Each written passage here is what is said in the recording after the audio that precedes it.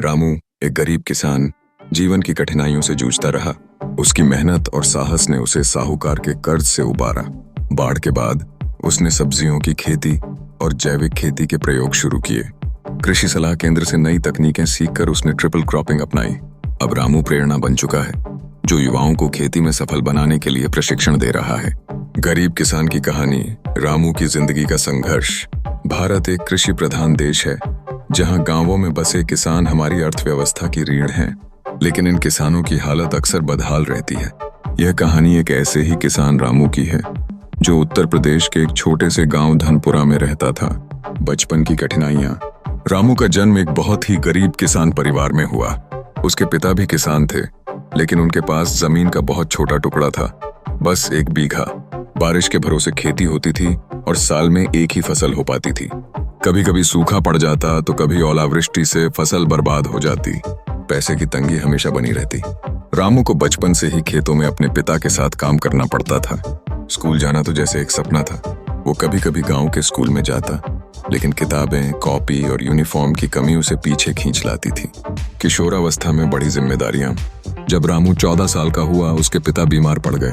अब खेती की सारी जिम्मेदारी रामू के कंधों पर आ गई। उसने खेत जोतना सीखा, बैल हाँकना सीखा और बाजार जाकर अनाज बेचना भी। हालांकि रामू के पास तकनीकी जानकारी नहीं थी, लेकिन वह मेहनती था। उसने गांव के बुजुर्गों से सीखा कि कैसे मिट्टी की पहचान करें, कैसे बीज बोएं और किस वक्त पानी दें। उसने मेहनत करके 1 साल में अच्छी फसल ली, लेकिन फसल का सही दाम न मिलने के कारण उसे ज्यादा मुनाफा नहीं हुआ।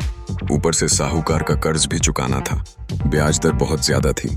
फिर भी रामू हार नहीं माना। संघर्ष का दौर। 1 साल गांव में बाढ़ आ गई और रामू की सारी फसल बर्बाद हो गई। घर की छत गिर गई, अनाज का भंडार बह गया। वो कर्ज में डूब गया। साहूकार रोज तगादा करने लगा। रामू ने गांव के ही एक ईंट भट्टे पर मजदूरी करनी शुरू कर दी, ताकि घर का खर्च चला सके और कर्ज चुका सके। उसने साथ में सब्जियां उगानी शुरू की और गांव की साप्ताहिक हाट में बेचने लगा। धीरे धीरे लोग उसकी सब्जियों की गुणवत्ता के कायल हो गए।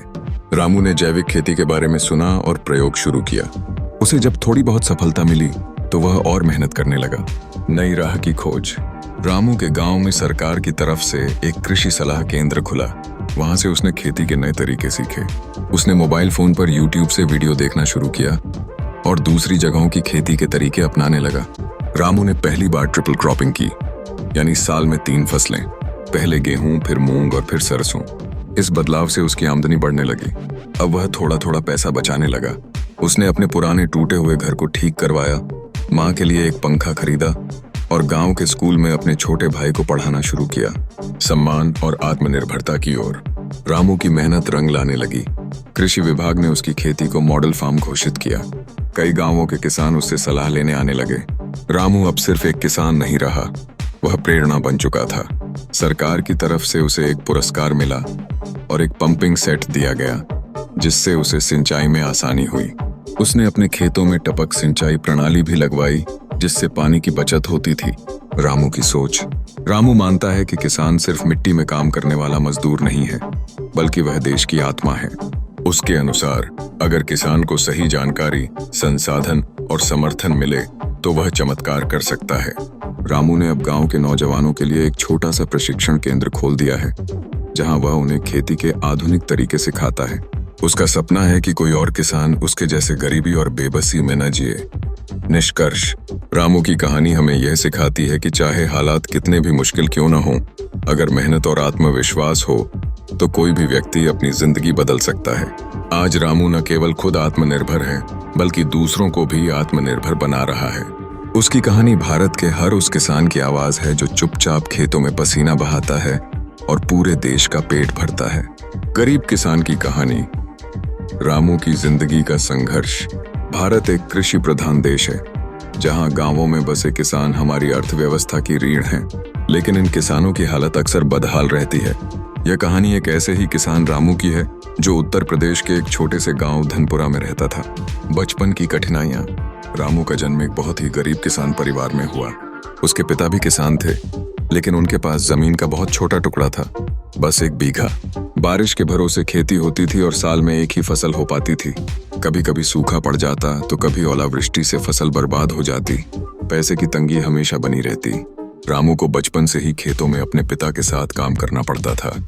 स्कूल जाना तो जैसे एक सपना था। वो कभी कभी गांव के स्कूल में जाता, लेकिन किताबें, कॉपी और यूनिफॉर्म की कमी उसे पीछे खींच लाती थी। किशोरावस्था में बढ़ी जिम्मेदारियां। जब रामू 14 साल का हुआ, उसके पिता बीमार पड़ गए। अब खेती की सारी जिम्मेदारी रामू के कंधों पर आ गई। उसने खेत जोतना सीखा, बैल हाँकना सीखा और बाजार जाकर अनाज बेचना भी। हालांकि रामू के पास तकनीकी जानकारी नहीं थी, लेकिन वह मेहनती था। उसने गांव के बुजुर्गों, अगर आप चाहें तो मैं इसे PDF या डॉक्यूमेंट फॉर्मेट में भी दे सकता हूं। क्या आप इसमें कुछ जोड़ना चाहेंगे, जैसे कोई क्षेत्रीय रंग या ऐतिहासिक संदर्भ?